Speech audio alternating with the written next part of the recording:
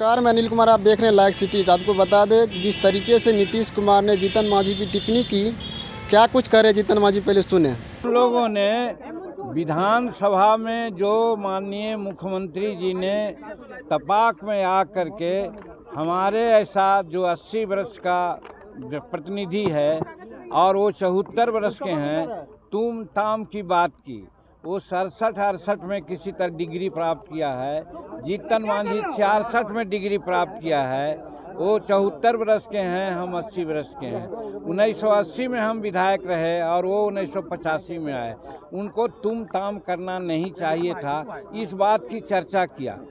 आज विशेष चर्चा ये करना चाहते हैं कि माननीय मुख्यमंत्री जी को तो हम लोग कह ही चुके हैं कि उनके भोजन में पिछले कई एक दिनों से विषैला पदार्थ मिला करके साजिशतन जल्दी किसी को चीफ मिनिस्टर का गद्दी मिले, इसके लिए एक साजिश के तहत उनको विषैला पदार्थ खिलाया जा रहा है, जिसका नतीजा है कि महावीर चौधरी के पोर्ट्रेट पर उन्होंने माल्यार्पण नहीं किया, अशोक चौधरी के माथे पर दे दिया जो जीवित हैं।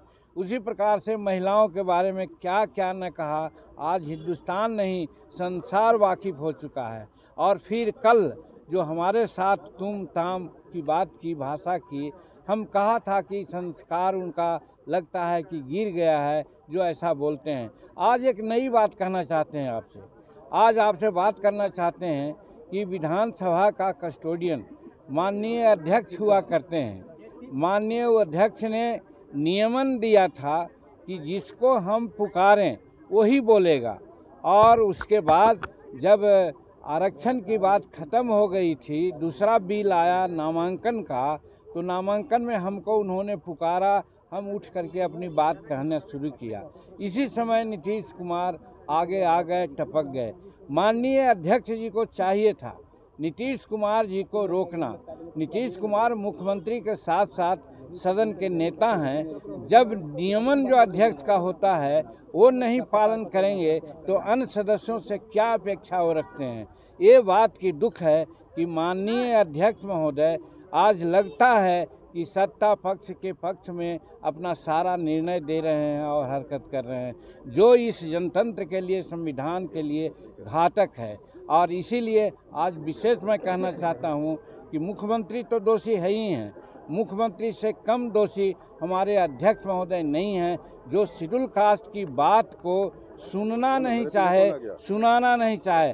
हम क्या कह रहे थे, वो लोग कहना चाहते हैं कि आरक्षण का बिल का हम लोग विरोध करते हैं। कतई नहीं, हमारे एनडीए के साथी लोग बढ़ चढ़ करके ये कहा कि हम समर्थन नहीं बल्कि सर्वसम्मति से इसको पारित किया जाए, और बाद में उन्होंने घोषणा की। तो जहाँ तक आरक्षण का सवाल था उस पर कोई टीका टिप्पणी नहीं थी। हम सिर्फ यही कह रहे थे आरक्षण का क्वांटम आप बढ़ा दीजिए। लेकिन डॉक्टर अंबेडकर साहब ने कहा था जब संविधान में आरक्षण की बात आई थी तो कि 10 वर्षों के बाद उसकी समीक्षा हो। हम नीतीश कुमार से यही जानना चाहा, आप कम से कम 15-18 वर्ष में और 15 वर्ष पहले आपके बड़े भाई ने जो शासन किया, कितने दलितों को उन्होंने आरक्षण दिया है, कितना बैकलॉग है, इसके बारे में कुछ सोचा महोदय? तो उसी प्रकार से ये 20% न कर दें आप 25% कर दें, उससे कोई फ़ायदा नहीं है। हम उदाहरण साइट किया कि 1971 से यहाँ पर रोस्टर नियम लागू है। रोस्टर का मतलब होता है कि 16% तक शेड्यूल कास्ट के नौकरियों में आरक्षण दिया जाएगा।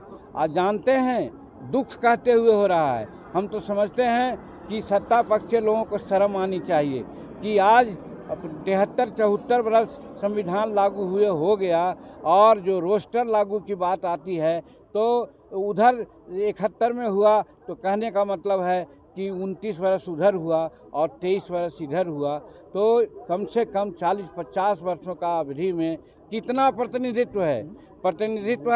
3.7। आप जोड़िए